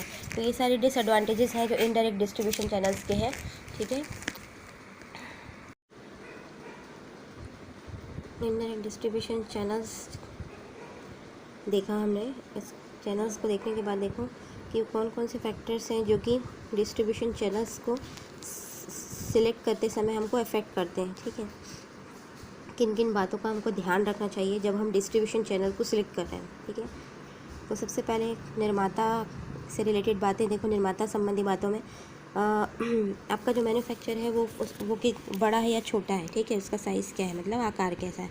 यदि बड़ा निर्माता होगा तो खुद ही कर सकता है ना, खुद ही कर सकता है, माल भेज सकता है। और यदि नहीं है तो भाई वो नहीं भेज पाएगा, ठीक है, वो डिस्ट्रीब्यूटर लोग की हेल्प लेगा, ठीक है। तो इस तरीके से आपका इफ़ेक्ट करता है। दूसरा रेपुटेशन है। फाइनेंशियल कंडीशन बहुत अच्छी है यदि उसकी वित्तीय स्थिति, ठीक है, आर्थिक स्थिति, तो वो खुद ही माल भेजने की व्यवस्था कर सकता है, ठीक है। और आर्थिक स्थिति अच्छी नहीं है तो फिर वो अपने से जो मध्यस्थ के लोग हैं उनसे करवाएगा, ठीक है, वो डिपेंड हो जाता है उनके ऊपर। और रिप्यूटेड नहीं है तो भी उनके ऊपर होना पड़ेगा डिपेंड, ठीक है। तो एक तो फाइनेंशियल कंडीशन ठीक और ऊपर से रिप्यूटेड होना चाहिए। फिर आपका मैनेजरियल एक्सपीरियंस, उसको बहुत मैनेजरियली एक्सपीरियंसड है, ठीक है। तो क्या कर सकता है, सब खुद ही कर सकता है सारे काम, है ना। जहाजीबिलिटी लेना, फिर उसके बाद समुद्री बीमा करवाना, माल को जहाज़ में लदवाना, और उसके बाद बाहर ढूंढना, है ना। यदि वो मैनेजरियली एक्सपीरियंसड है तब उसको प्रबंध की पूरी जानकारी, पूरी योग्यता है, उसको तो खुद करेगा। अदरवाइज़ फिर वो क्या करेगा, इनडायरेक्ट डिस्ट्रीब्यूशन चैनल को चूज़ करेगा, ठीक है। या फिर इसमें इस सब बातों का ध्यान रखना पड़ता है ना। फिर उसके बाद है आपका दूसरा देखोगे तो वस्तु से उसके संबंध में बातें। तो इसमें देखो यदि वस्तु आपकी ख़त्म होने वाली जल्दी जल्दी, जैसे कि आपके फल है, सब्जी है, तो उसके लिए ज़्यादा आप डिस्ट्रीब्यूटर्स या चेन को नहीं रख सकते, ठीक है। आपको खुद ही भेजना पड़ेगा डायरेक्ट, है ना। वज़न आपका बहुत भारी है, ठीक है, तो खुद ही आप डायरेक्टली भेजें, है ना। बहुत ज़्यादा डिस्ट्रीब्यूटर या फिर मीडिएटर ना रख करके, मध्यस्थ ना रख करके। आपकी यदि कोई टेक्निकल टाइप की कोई चीज़ है, जैसे कि आपकी मशीन से बड़ी जिनको फिट करना पड़ता है और उसको अलग अलग तरीके से चलाया जाता है उस मशीन को, तो इसके लिए बेटर है कि आप खुद ही डायरेक्टली क्या करो, उसको एक्सपोर्ट करो, सीधा सीधा उसको आप भेजो बिना किसी इसकी मदद की, ठीक है, बिना डिस्ट्रीब्यूटर की मदद के। और यदि ये भी कि मतलब प्रतियोगिता को देखना पड़ता है कि कितनी कंपटीशन है वहाँ पर, ठीक है। और बाकी के जो भी हैं वो कौन से चैनल को यूज़ कर रहे हैं, ठीक है, वो कौन से चैनल का उपयोग किया जा रहा है, बाकी के जो मैन्युफैक्चरर हैं वो, ये भी आपको देखना पड़ेगा। वैसे वहीं यदि मार्केट के से रिलेटेड देखोगे, ठीक है, तो उसमें ये देखो कि आपका इंडस्ट्रियल मार्केट है, कंज्यूमर मार्केट है, ठीक है, मतलब उपभोक्ता या औद्योगिक बाज़ार है कि उपभोक्ता बाज़ार है। यदि उपभोक्ता बाज़ार है तो इसके लिए तो फुटकर व्यापारी है तो इससे हेल्प ले सकते हो आप, ठीक है। लेकिन यदि ये वाला मार्केट है आपका औद्योगिक या इंडस्ट्रियल, तो इसके लिए खुद ही जो है डायरेक्टली भेजना पड़ता है, क्योंकि इसमें बड़ी बड़ी मशीन होती है और बड़ी मात्रा में सामान भेजा जाता है इसलिए। ठीक, फिर आप देखो आपके ग्राहकों की संख्या कितनी है। ठीक है, यदि आपके बहुत कम है तो खुद ही भेजो, और यदि बहुत ज़्यादा है तो फिर उसकी हेल्प लो, मतलब चैनल्स की हेल्प लो। ठीक है, ये सब ध्यान में रख करके हम चैनल का डिसीजन लेते हैं। ऑर्डर का साइज़ कैसा है, यदि कुछ ही ऑर्डर है और बड़ी बड़ी मात्रा में है, ठीक है, कुछ ही ऑर्डर्स हैं और हाँ उसकी क्वांटिटी बहुत ज़्यादा है, तो बेटर है कि सेल्फ ही भेज दो। और यदि साइज़ छोटे छोटे हैं, ठीक है, और जो है ऑर्डर भी ज़्यादा है, तो बेटर है कि आप चैनल्स का यूज़ लो। ठीक है, वैसे यदि डिस्ट्रीब्यूटर के से रिलेटेड देखोगे या मिडिल मैन से रिलेटेड, तो इसमें देखो जो सर्विसेज आप चाहते हो वो सर्विसेज वो दे रहा है या नहीं। ठीक है, जैसे आप किस तरीके की सेवाएं चाहते हो, है ना। फिर उसके बाद अवेलेबिलिटी है या नहीं। आपको यदि कोई मान लो जो आप एकमात्र प्रतिनिधि चुनना चाहते हो, एक्सक्लूसिव एजेंट, तो उस एरिया में कोई है भी एक्सक्लूसिव एजेंट, ये देखना पड़ेगा आपको। फिर बिक्री की संभावनाएं किस में है, हो सकता है आप रिटेलर से बेचो तो है, होलसेलर से बेचो तो है। ठीक है, तो सेल्स पॉसिबिलिटीज़ आपको यहाँ पे देखनी होंगी। और जब सबसे मिनिमम कॉस्ट मिनिमम होगा उसको आप सिलेक्ट करोगे, तो वो भी आपको देखना पड़ेगा। ठीक है, उसके बाद फिर आता है आपका distribution channels and logistic decision. ये एक टॉपिक है इसमें आपका। लॉजिस्टिक डिसीजन का मतलब होता है कि आप जब भी चैनल को चुन रहे हो, डिस्ट्रीब्यूशन चैनल को जब चुन रहे हो, तो उस समय आपको कुछ बातों का ध्यान रखना पड़ता है। ये मूलभूत ये 3 बातें हैं, जैसे कि आपको वहाँ पे ट्रांसपोर्ट के लिए कौन से मीन्स अवेलेबल हैं, मतलब परिवहन के साधन उपलब्ध हैं कौन से, रेल है या हवाई जहाज़ है, ये किस प्रकार के हैं। फिर उसके बाद उनकी लागत क्या है, ठीक, वहाँ पे वेयर हाउस भंडारण की सुविधा क्या है। ठीक है, भंडारण की कौन सी सुविधा है, ये सब बातें आपको ध्यान रखनी पड़ती हैं। ठीक है, तो सबसे पहला है आपका परिवहन के साधन, है ना। इसमें आपको देखना पड़ेगा कि सपोज़ कितनी जगह गाड़ियाँ रुकती हैं, ठीक है, या वहाँ पे हवाई जहाज़ या फिर रेल की व्यवस्था है भी कि नहीं। तो माल को कई जगह आपको उतारना पड़ेगा, फिर चढ़ाना पड़ेगा, तो ऐसी स्थिति में ये सब व्यवस्था देखनी पड़ती है।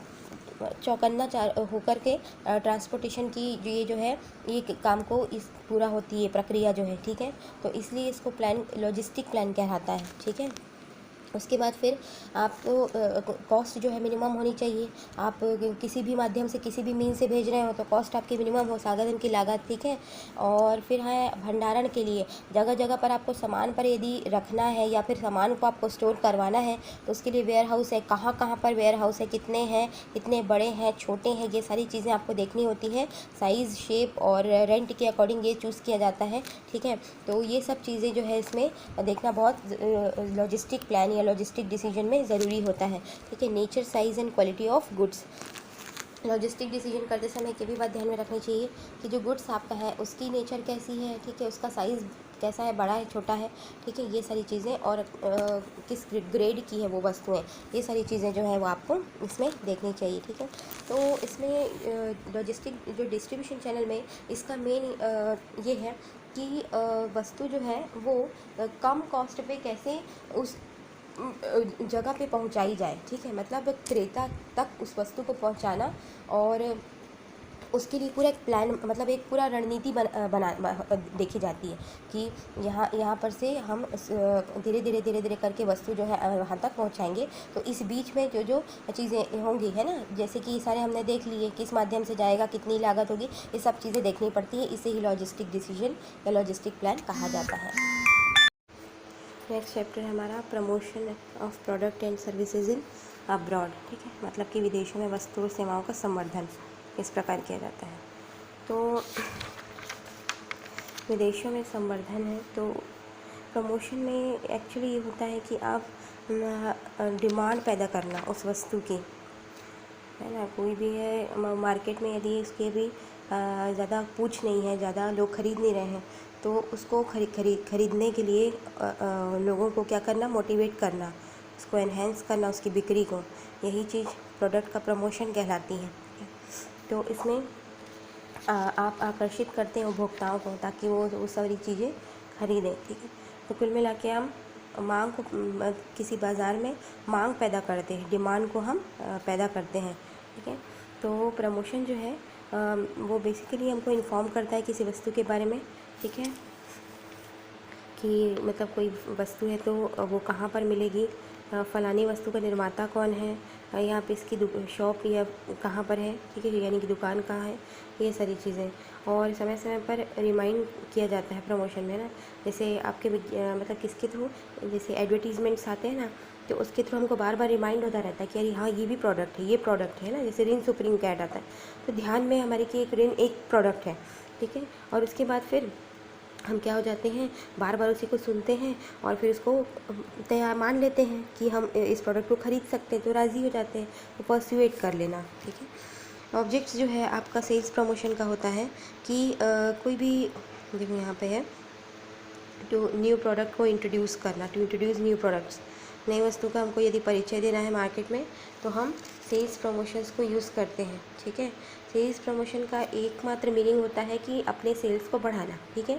तो वो सभी काम, क्रियाएं जो कि विक्रय में वृद्धि करती हैं, वो सारी सेल्स प्रमोशन के अंदर आती हैं। इसमें आपका, हम लोग का इसमें देखो विज्ञापन भी आ जाता है, सैम्पलिंग भी बांटना, फ्री सैम्पल्स बांटना, और इसके साथ साथ पर्सनल सेलिंग के साथ उसको बढ़ाना, मतलब व्यक्तिगत विक्रय जो होता है, घर घर जाकर जो बेचना होता है वो, ठीक है, कूपन बांटना है ना, और किसी तरीके का कोई अपने प्रोडक्ट के लिए कोई कंपटीशन करवाना, ये सारा किस में आ जाता है, सब प्रमोशन के ही अंदर आता है।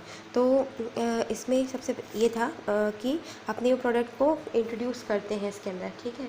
तो न्यू प्रोडक्ट में मोस्टली इसमें के लिए बेनिफिट ये होता है कि फ्री सैंपल्स दिए जाएँ, ठीक है, न्यू प्रोडक्ट के लिए, ताकि कंज्यूमर एक बार यूज़ करने के बाद वो एश्योर हो जाते हैं कि हाँ ये ठीक है, ठीक है। फिर उसके बाद इसके साथ साथ न्यू को अट्रैक्ट करने के लिए जो नए नए कस्टमर हैं, ठीक है, पहले जो हमारे कस्टमर नहीं थे उनको बनाना भी है, तो नए कस्टमर को अट्रैक्ट करने के लिए ये सब किया जाता है। तो इंक्रीज़ प्रेजेंट कस्टमर, और जितने भी हमारे कंज्यूमर्स हैं उन सबको बढ़ाने के लिए, और सीजनल डिक्लाइन को कम करने के लिए, रिड्यूस करने के लिए। यहाँ पे टू रिड्यूस सीजनल डिक्लाइन का मीन्स ये है, जैसे कि चाय, गर्मी, मतलब हम लोग जो यूज़ करते हैं नॉर्मली अपने घर पे, तो हम पीते हैं चाय और कॉफ़ी, ठीक है, लेकिन जब गर्मी आती है तो हम चाय कॉफ़ी पीना बंद कर देते हैं, ठीक है। तो ये क्या जो कंपनी है वो क्या करती है, ये करती है कि कॉफ़ी और चाय का जो रेट है उसको कम कर देती है, ठीक है, गर्मियों में, है ना। तो देखना उस पर क्या मिलता है हमको, जैसे कि नेस्कैफ़े है या आपका और भी बहुत सारे कैफेचीनो वगैरह आता है, तो उसमें कुछ फिक्स परसेंट डिस्काउंट देती है, ठीक है। तो इस तरीके से सीजनल डिक्लाइन को कम करना है ना, तो ये भी अपने सेल्स को बढ़ाने का एक मतलब मेथड है, कि अपने विक्रय को बढ़ाने का एक विधि है जो कि सेल्स प्रमोशन के अंदर आती है, ठीक है। तो सेल्स प्रमोशंस की इम्पोर्टेंस देखो यहीं से समझ में आ जाती है। मैन्युफैक्चरर के लिए अब सबसे ज़्यादा इम्पोर्टेंट क्या होता है, इससे उसकी जो खरीदने वाले हैं उनकी संख्या बढ़ती है, ठीक है, निर्माता के लिए, है ना। यहाँ पे हम देख रहे हैं, यहाँ पे देखोगे इसका हेडिंग क्या है, इंपॉर्टेंस ऑफ सेल प्रमोशन, ठीक है, मतलब महत्व क्या है विक्रय संवर्धन का। तो मैन्युफैक्चरर के लिए तो उसके नंबर ऑफ बायर बढ़ते हैं, इसमें क्रेता बढ़ते हैं, ठीक है। फिर दूसरा उसकी लागत कम होती है, ठीक है, उसकी पर यूनिट कॉस्ट वो डिक्रीज़ हो जाती है, ठीक है। डिमांड बढ़ेगी तो फिर ये डिक्रीज़ हो जाएगी पर यूनिट कॉस्ट, ठीक है। इसके साथ साथ उसकी जो है रेप्यूटेशन वो अच्छी हो जाती है मार्केट में, है ना। देखेंगे जो अच्छे जितने भी एड्स आते हैं उसमें जो अच्छे एड्स हैं, जैसे कि आप देखो एरियल के एड्स आप देख लो, और अच्छी अच्छी कंपनीज़ जो है पेंटलून्स के, है ना, जो फॉरेन कंपनीज़ हैं, अमूल का देखो, इससे क्या होता है, अमूल के ऐड इतने पॉपुलर हैं, मतलब अपने आप ही कंपनी एक रेप्यूटेशन बना लेती है, ठीक है। फिर कंपटीशन, तो कंपटीशन जो है वो क्या होता है, इससे इजी कंपटीशन जो है वो इजी होता है, किसको होता है, जो आपका मतलब निर्माता है उसको प्रतियोगिता का सामना करना बहुत ईजी होता है। तो इसलिए ये इसका अपना एक बहुत इम्पोर्टेंस है सेल्स प्रमोशन का। जो आपके जो बीच के जो मध्यस्थ काम कर रहे हैं उनके लिए देखो विक्रय करना बहुत आसान हो जाता है, ठीक है, क्योंकि पहले से ही मार्केट में वो वस्तु मतलब जान चुके हैं सब उस मतलब प्रोडक्ट के बारे में, तो इसलिए इजी हो जाता है, ठीक है। और इसके साथ साथ जो जो उनको सैम्पल्स जो है, फ्री सैम्पल्स वो जो हमारे मैन्युफैक्चरर हैं वो उसको दे देते हैं, ठीक है। तो ये अवेलेबल कराते हैं, उनको फ्री सैम्पल्स मिल जाते हैं। और साथ ही साथ बहुत सारे मैन्युफैक्चरर अपने यहाँ कुछ प्लान चलाते हैं, तो प्लान्स बेनिफिट उनको मिलता रहता है। जैसे कि कुछ भी प्लान चलाते हैं कि आप इतनी खरीदोगे इतना किलो तो आपको इतना प्रतिशत की छूट मिलेगी, उसके बाद 5 किलो और ख़रीदोगे तो आपको 10% की छूट मिलेगी। तो ये सब प्लान है, इनका लाभ इनको मिलता रहता है, ठीक है। फिर कंज्यूमर्स को जो है, ठीक है, तो कंज्यूमर्स को भी इसका बेनिफिट मिलता है, उपभोक्ताओं को इसका लाभ। जैसे कि कोई नया प्रोडक्ट है उसके बारे में उनको नॉलेज मिल जाती है, या कभी कभी वो फ्री में मतलब मुफ्त उपयोग के लिए वस्तुएं दे दी जाती हैं, ठीक है। और इनको प्राइस जो है वो रीज़नेबल रेट पे मिल जाती हैं वस्तुएं, है ना। इनके जो लिविंग जो स्टैंडर्ड ऑफ लिविंग है उसमें सुधारा जाता है कस्टमर के, ठीक है। और इन प्रतियोगिता में भाग लेने का अवसर मिलता है उपभोक्ताओं को इस सेल्स प्रमोशन के माध्यम से, ठीक है। तो यहाँ पर आप देखो कि एक्चुअल में sales methods of sales promotion कौन कौन सी हैं, कि विक्रय संवर्धन की विधियाँ कौन कौन सी हैं। तो सबसे पहले देखेंगे कि उपभोक्ता के लिए कौन कौन सी विधियाँ अपनाई जाती हैं, ठीक है। इसमें देखोगे आप, जैसे कि आपको पता है फ्री सैंपल्स है ना, नाम से ही स्पष्ट है, फ्री सैंपल्स दिए जाते हैं, है ना। तो एक वस्तु दी जाती है उसको, और जैसे कि सैंपल के रूप में उसमें घर घर भी मुफ्त बांटे जाते हैं, डाक से भी भेजे जा सकते हैं, ठीक है। और कभी कभी दुकान में भी रख लेते हैं जो दुकानदार होते हैं, और एक एक नमूना देते जाते हैं, ठीक है। तो इससे जो है क्या होता है, यूज़ करने में वो मतलब अश्योर होता है कि हाँ ठीक है, ये जो प्रोडक्ट है, ठीक है, उसके डाउट्स क्लियर हो जाते हैं प्रोडक्ट के लिए। फिर दूसरा है आपको कूपन्स देते हैं, ठीक है।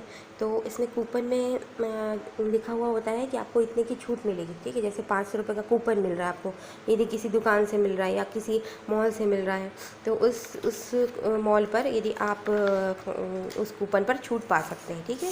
मोस्टली बिग बाज़ार वगैरह में देखना कूपन्स के वो चलते रहते हैं, स्कीम्स वगैरह। फिर है मनी रिफ़ंड्स, ठीक है। तो मनी रिफ़ंड्स जो है वो ऑफ़र ये कब चलते हैं मोस्टली,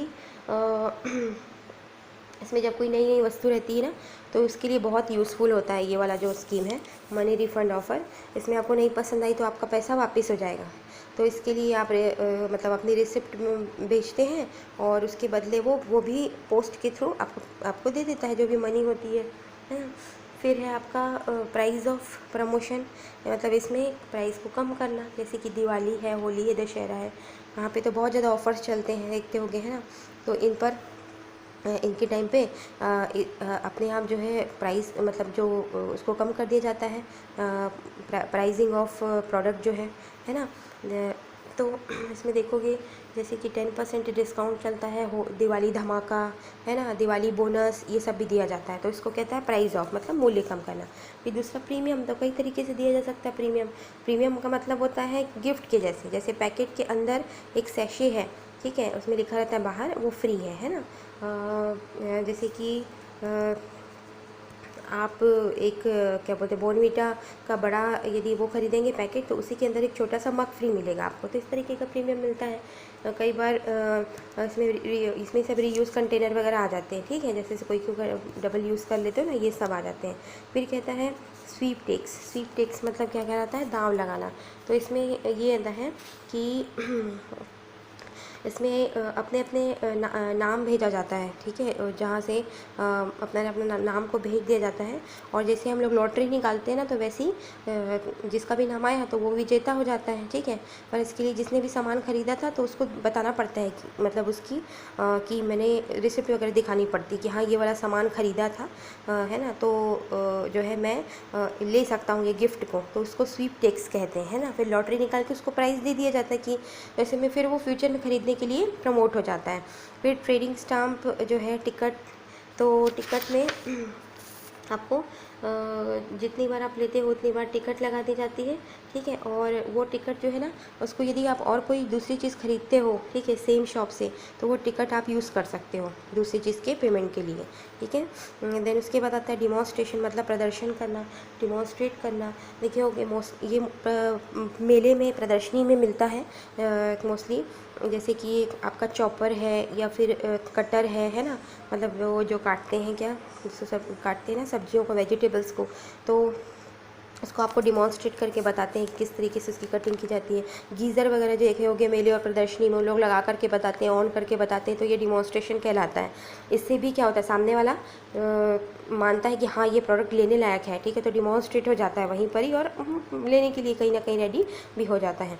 बायोमेडिकल अलाउंस का मतलब होता है यहाँ पर क्या करना, बायबैक अलाउंस में पुनः खरीद भत्ता, मतलब एक बार यदि खरीदता है उसके बाद यदि फिर खरीदता है तो उसको अलाउंस मिलता है, ठीक है। इसको ही क्या कहलाते हो, पुनः खरीद भत्ता कहलाता है, ठीक है। उसके बाद फिर आता है, ये तो कस्टमर के लिए हो गया। अब देखते हैं मिडिल मैन के लिए क्या क्या सेल्स प्रमोशन के मेथड को हम अपनाते हैं। तो इसके लिए सबसे पहला देखो आता है कि बाइंग अलाउंस, क्योंकि बहुत बड़ी मात्रा में ख़रीदते हैं, जो मध्यस्थ होते हैं वो इसमें थोक व्यापारी है, फुटकर व्यापारी वो, तो इनको ना परचेस पे अलाउंस दिया जाता है, ठीक है। अब जैसे कि 1 किलो खरीदेंगे तो 5% भत्ता, और फिर परंतु यदि 5 किलो खरीदेगा या 5 किलो से ज़्यादा, तो मतलब उस पर बढ़ाता जाता है, ठीक है। तो इस तरीके से वो अलाउंस देता है। फिर उसके बाद गणना और पुनः गणना, काउंट एंड रिकाउंट, ये वो मेथड है जिसमें ना मान लो कोई किसी इन्हें कुछ योजना है किसी प्रोडक्ट को लेकर के, तो उस प्लान को के आने के पहले जितने भी प्रोडक्ट हैं जो कि अभी सेल नहीं हुए हैं, ठीक है, तो जो कि उनकी शॉप में है, तो उसको काउंट कर लिया जाता है, और फिर प्लान के आने के बाद फिर से एक बार रिकाउंट कर लिया जाता है। जैसे वो ज्ञात हो जाता है कि कितना उसका प्रोडक्ट जो है वो बिका है, ठीक है, और उसके आधार पे है ना, नंबर ऑफ प्रोडक्ट सेल है ना, मतलब जितना बिका उसके बेस पे उसको क्या मिल जाती है, और कमीशन या गिफ्ट या बोनस जो दे दिया जाता है। फिर फ्री गुड्स है, मुफ्त माल है देना, है ना, जो मध्यस्थ है और जो हमारे लिए काम कर रहे हैं उनको। डीलर लिस्टिंग प्रमोशन, डीलर सूची संवर्धन कहलाता है। इसमें क्या कहते हैं, इसमें लिस्ट दे देता है, जैसे कि उषा पंखे हैं, तो आप गूगल में जाओगे ना तो उसके जितने भी डीलर हैं बिलासपुर में, सबकी लिस्ट दिखा देगा, ठीक है। तो ये सब इसमें मोस्टली LG है और सैमसंग है, ठीक है, BPL की टेलीविज़न है, इसी तरीके की जो कंपनी है उनके लिए होता है। फिर है पुश मनी और प्रीमियम। पुश मनी का मतलब ये होता है कि मतलब गिफ्ट के रूप में कोई चीज़ देना, जैसे कि वॉल क्लॉक दे देना, ठीक है, टेलीविज़न दे देना, है ना, इस तरीके की सेलिंग एग्रेसिव सेलिंग कहलाती है। इसको पुश मनी और प्रीमियम भी कहा जाता है, ठीक है, पुश मनी और प्रीमियम एग्रेसिव सेलिंग कहलाती है ये, ठीक है। फिर आपका आगे आते हैं, इसी में आता है आपका सेल्स फोर्स, ठीक है, मतलब सेल्स फोर्स मतलब यहाँ पे हिंदी में नहीं है, अपनी विक्रय शक्ति को उपयोग करना, ठीक है, मैं है बट हिंदी में बोल रही हूँ, विक्रय शक्ति इसका मतलब है। बोनस, इसमें सबसे पहले आता है बोनस, ठीक है, यदि कोई विक्रय करता ज़्यादा सेल करता है, विक्रय करता है, तो उसको बोनस दिया जा सकता है, ठीक है, जैसे कि सैलरी दे दी एक्स्ट्रा ये, फिर उसके बाद उसको ज़्यादा कमीशन दे दिया जा सकता है, ठीक है, ज़्यादा कमीशन देना, है ना, जैसे कि LIC एजेंट्स लोग को आप देखना, मतलब जो जितनी भी प्रीमियम होती है उस पर उनको फिक्स क्या मिलता है, वो मिलता है, इसमें कमीशन मिलता है, ठीक है। तो स्टार्टिंग में तो 25%, फिर क्या करता है 35% 45% बढ़ता जाता है, ठीक है, तो इस तरीके से कमीशन को बढ़ाते जाना। तो इससे क्या होगा, LIC की जो स्कीम है वो और बढ़ेगी, क्योंकि वो लोग भी एनहेंस करेंगे, उसको प्रमोट करेंगे, ठीक है। उसके बाद फिर आपका कॉन्टेस्ट, अलग अलग प्रतियोगिताएं कराना, ठीक है। तो जैसे इसमें क्या करना, जितने भी आपके मिडिल मैन हैं, है ना, उनको सबको जो मतलब अलग अलग टारगेट देना, और जो टारगेट पूरा करता है तो उनको क्या देना, इनाम देना, या जो आपकी इच्छा है वो गिफ्ट के रूप में वो देना, ठीक है। अब हम इंटरनेशनल प्रमोशन के मेथड्स देखेंगे। नेक्स्ट टॉपिक आ गया ना, मेथड्स ऑफ इंटरनेशनल प्रमोशन। इसमें देखो सबसे पहला आता है, इंटरनेशनली जब आप किसी प्रोडक्ट को प्रमोट करते हो तो कौन कौन सी विधि, कौन कौन से उपयोग की जाती है, वो मेथड पर्सनल सेलिंग, इसमें पहला आता है व्यक्तिक विक्रय, ठीक है, जिसमें व्यक्तिक विक्रय क्या मतलब ये होता है कि किसी पर्सन के द्वारा जा कर के क्या करना, उसके बारे में, वस्तु के बारे में बताना, पर्सनल सेलिंग कहलाती है। ठीक है, व्यक्तिगत रूप से, और उसको पूरी मतलब नए नए कस्टमर बनाना इसका उद्देश्य होता है। ठीक है, फिर आता है एडवर्टीज़मेंट। एडवर्टीज़मेंट में तो आप चाहे मैगज़ीन हो गया या फिर रेडियो है, आपका टेलीविज़न, सिनेमा, सबके माध्यम से आप एडवर्टीज़ कर सकते हो उस वस्तु को, सिंपल है। फिर पब्लिसिटी करना। ठीक है, तो पब्लिसिटी करना में किस तरीके से, जैसे आपके न्यूज़पेपर है उसमें पब्लिसिटी करना है ना, उसमें खबर निकालना और पूरा एक माहौल तैयार करना कि ये देखो ये प्रोडक्ट है, ये अच्छा है, इस तरीके से। फिर उसके बाद सेल्स प्रमोशन आता है। सेल्स प्रमोशन के अंदर सजा के रखना सामानों को, है ना, और डिमॉन्स्ट्रेट करके दिखाना इसमें, और coupon, sample coupon, free sample सब इसी में आते हैं। फिर है मेले और प्रदर्शनी। ठीक है, तो मेले और प्रदर्शनी में भी जो है डिमॉन्स्ट्रेट करने के लिए सामान रखे जाते हैं, वो भी एक अच्छा साधन है। फिर डायरेक्ट मेल एंड सेल्स, ये भी एक लिटरेचर है ना, direct mail and sales literature. इसके माध्यम से जो है समय समय पर डाक के माध्यम से ये जो है अपने कस्टमर से वो बात करता है। ठीक है, जो सेलर होता है वो, है ना। इंटरनेशनल मार्केटिंग का बहुत इम्पॉर्टेंट ये टूल है, या कहें कि मेथड है, direct mail and sale literature. वो मेल के ही थ्रू, आजकल तो मेल आ गया है ना, ऑनलाइन होती है सारी चीज़ें, अपने जो भी रहते हैं इन्फॉर्मेशन उसको भेजता रहता है। तो इससे बायर और सेलर के बीच में बातचीत होती रहती है। ठीक है, तो ये जो है आपका है ये इंटरनेशनल मेथड्स ऑफ प्रमोशन।